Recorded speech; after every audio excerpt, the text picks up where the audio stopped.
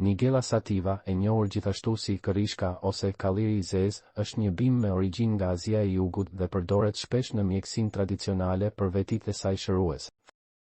Farat e Nigella sativa janë të njohura për përbërësit e tyre bioaktiv, si thymoquinone, që kanë efektet antiinflamatore, antioksiduese dhe antimikrobiale. Ajo përdoret për të trajtuar një gamë të gjerë sëmundjesh, duke përfshirë probleme të tretjes, mbështetje për sistemin imunitar dhe si ndihmës për zvogëlimin e niveleve të sheqerit në gjak.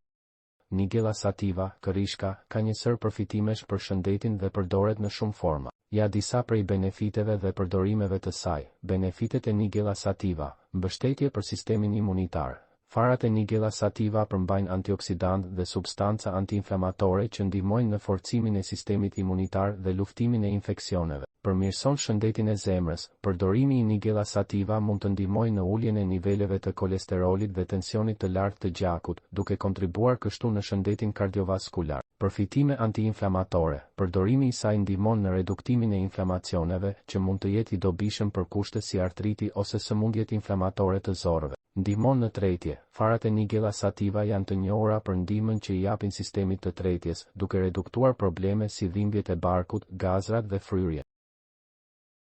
Kujdes dhe paralajmërime. Gratë shtatzëna dhe ato që ushqejnë me gji duhet të jenë të kujdesshme dhe të konsultohen me mjekun para përdorimit të Nigella sativa. Përdorimi i vajit. Vaji i Nigella sativa mund të jetë i fortë dhe mund të shkaktojë irritime në lëkurë. Duhet të bëhet një test PAPS përpara përdorimit të tij. Interaksionet me medikamentet. Nigella sativa mund të ndërveprojë me disa ilaçe, duke përfshirë ato që ndikojnë në sheqerin në gjak dhe ilaçet për presionin e lartë të gjakut. Për të siguruar përdorimin e sigurt, rekomandohet që gjithmonë të konsultoheni me një profesionist shëndetësor përpara se të përdorni produktet e Nigella sativa. Nigella sativa mund të konsumohet në forma të ndryshme, si fara të plota, vaj ose si pluhur, dhe shpesh përdoret në ushqime ose si suplement. Sidoqoftë, është e rëndësishme të konsultoheni me një mjek përpara se të përdorni këtë bim për trajtime shëndetësore, veçanërisht nëse keni ndonjë gjendje shëndetësore ekzistuese ose merrni medikamente.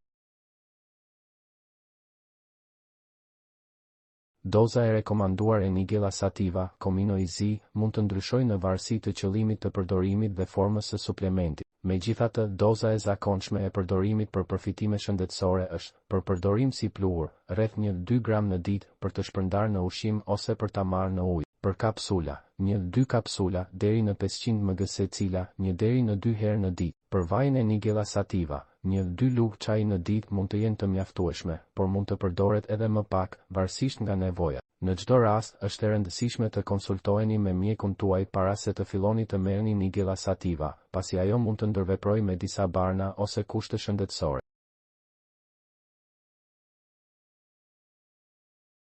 Nigella sativa, e njohur gjithashtu si Comino-IZ, ka një histori të gjatë përdorimi në mjekësinë tradicionale dhe kultura të ndryshme. Ja disa të dhëna historike për këtë bim. Përdorimi në lashtësi. Nigella sativa është përdorur për mijëra vjet dhe është përmendur në shumë tekste të lashta. Ajo ka origjinën në rajonin e Mesdheut dhe Azi dhe ka qenë pjesë e mjekësisë tradicionale egjiptiane, greke dhe romake.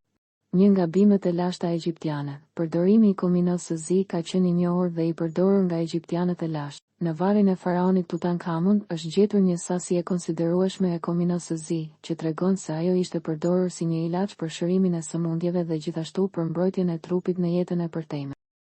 Përmendja në hadithe islame. Nigella sativa është përmendur gjithashtu në hadithet, thënjet e profetit Muhammed, i cili tha se në Comino-IZ ka shërim për çdo sëmundje, përveç vdekjes. Kjo ka bërë që ajo të jetë përdorur gjerësisht në mjekësinë tradicionale islame. Përdorimi në mjekësinë tradicionale.